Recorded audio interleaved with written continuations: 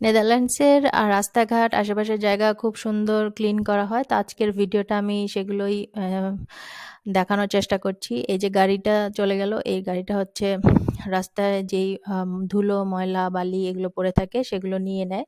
গাড়িটা চলতে থাকে আর আশেপাশের যেই জায়গাগুলো থাকে সেগুলো ধুলোগুলো আস্তে করে ভ্যাকুয়ামের মতো করে গাড়িটার ভিতরে চলে।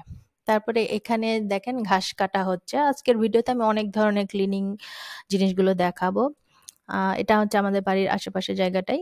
এরকম এগুলো সরকারি জায়গা। তো এই জায়গাগুলো সরকারিভাবে খুব সুন্দর। এইটা হচ্ছে ঘাস কাটার মেশিন।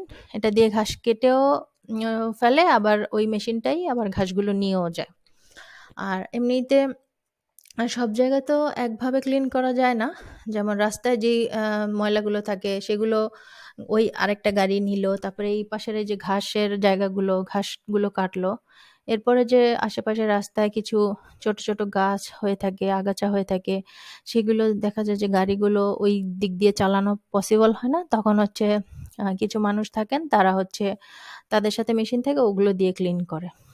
তো এই নেদারল্যান্ডসে প্রচুর গাছ, মানে নেদারল্যান্ডসটা খুব সুন্দর সাজানো গোছানো, এবং এগুলো সরকারিভাবে প্রত্যেকটা সিটিতে যেই মিউনিসিপ্যালিটি আছে তারা একটা নির্দিষ্ট সময় পর পর এগুলোর পরিচর্যা করে, গাছগুলো কেটে দেয়, ক্লিন করে, রাস্তাগুলো ক্লিন করে, তারপর ফুলের গাছ লাগায়।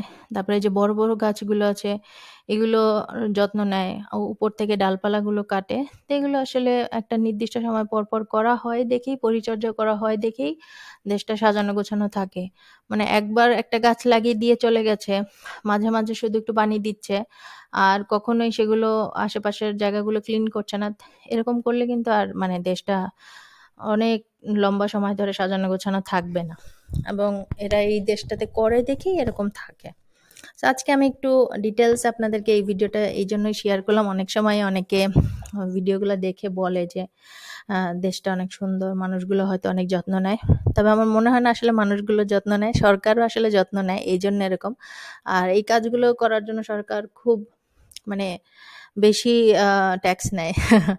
নেদারল্যান্ডসে প্রচুর ট্যাক্স দিতে হয়। বিদেশের অন্যান্য দেশেও ওরকম ট্যাক্স দিতে হয়। যারা হচ্ছে অন্য দেশে থাকেন তারা হয়তো বলতে পারবেন কতটা।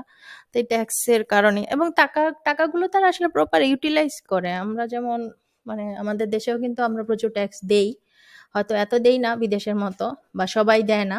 অনেকে হয়তো ট্যাক্স ফাঁকি দেয়। কিন্তু সরকার যদি টাকাগুলো ঠিকমতো কাজে লাগায় তাহলেই না মানুষের ভাল লাগবে। ট্যাক্স দিতে ভালো লাগবে, করতে ভালো লাগবে।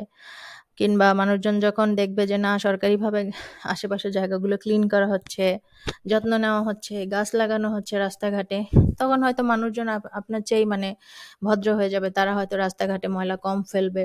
একদমই যে ফেলবে না তেমন তো না। সবাই তো আর নিয়ম কানুন মানে না। হয়তো আগের চাইতে কম ফেলবে।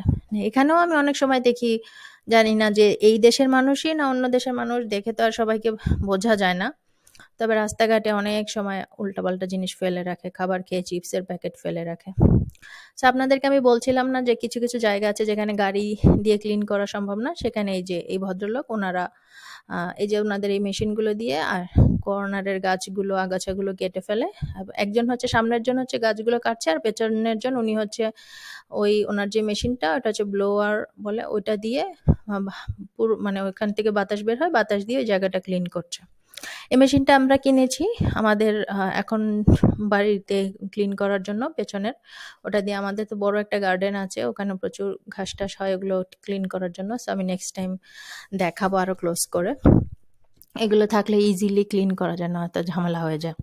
তবে আমি একটা জিনিস দেখলাম যে এখানে অনেক সুন্দর সুন্দর মেশিন পাওয়া যায়, ভালোই দাম। তবে যেহেতু পাওয়া যায় সেক্ষেত্রে আসলে কাজগুলো ইজি হয়। মানে আমাদের দেশে আমাদের বাড়ি ক্লিন করার জন্য এত ধরনের জিনিসপত্র আমরা ইউজ করতাম না, কারণ আমাদের দেশে এগুলো অ্যাভেলেবেল না। আমরা হয়তো একটা শলার ঝাড়ু দিয়েই বাসা পরিষ্কার করে ফেলতাম ঝাড়ু দিয়ে। কিন্তু এখানে এসব পাওয়া যায় দেখে আরো সুন্দরভাবে ক্লিন করা যায়, যত্ন নেওয়া যায়। আগাছা পরিষ্কারের জন্য আলাদা, বা ফ্লোর পরিষ্কার মানে বাইরের যে গার্ডেনের ফ্লোরটা ওটা পরিষ্কার করার জন্য আলাদা একটা মেশিন আছে, প্রেসার ওয়াটার বলে। বা দেয়ালগুলো ক্লিন করার জন্য আলাদা আছে। আবার অনেক ধরনের কেমিক্যাল পাওয়া যায়, যেগুলো খুব আমার কাছে মনে হয় যে মানে ক্লিন করার জন্য খুব সহজ হয়ে যায় তখন। আমাদের দেশেও এগুলো পাওয়া গেলে ভালো হতো, কারণ অনেকেই আছে খুব সুন্দর বাসা, বাগান এগুলো যত্ন নিতে পছন্দ করেন। কিন্তু এরকম না মানে না থাকার কারণে তাদের জন্য ডিফিকাল্ট হয়ে যায়। আর এত কিছু যে পাওয়াও যায় সেটা আগে জানতাম না। এখানে এসে যে দেখলাম সেজন্য আমি ভাবলাম যে যাক এখন তো ইজি, এখন তো জানি কোনটা দিলে কি হয়। তবে আমি ভাবছি যে যারা নেদারল্যান্ডসে থাকেন বা দেশের বাইরে থাকেন, আমি যখন যেটা দিয়ে মানে ক্লিন করছি কোন জায়গাটা ঘাসগুলো বা আগাছাগুলো সেগুলো আমি মাঝে মাঝে শেয়ার করব, তাহলে হয়তো যারা নতুন বাড়ি কিনেছেন বা বড় বাড়ি আছে ক্লিন করার জন্য তাদের জন্য উপকার হবে। আর অন্যান্য সবাই যদি আপনারাও শেয়ার করেন আমার জন্য ভালো হবে, আমিও নতুন কিছু জানলাম। তো আমি এই রাস্তা দিয়ে হাঁটছিলাম আর আপনাদের জন্য ছোটখাটো ভিডিও করছিলাম। জায়গাটা খুব সুন্দর। আর আমার অনেক সময় হাঁটতে ভালো লাগে কারণ আশেপাশে খুব সুন্দর ফুল ফুটে থাকে, দেখতেও খুব ভালো লাগে। তো আজকে এই পর্যন্তই, সবাই ভালো থাকেন, নেক্সট টাইম আবার দেখা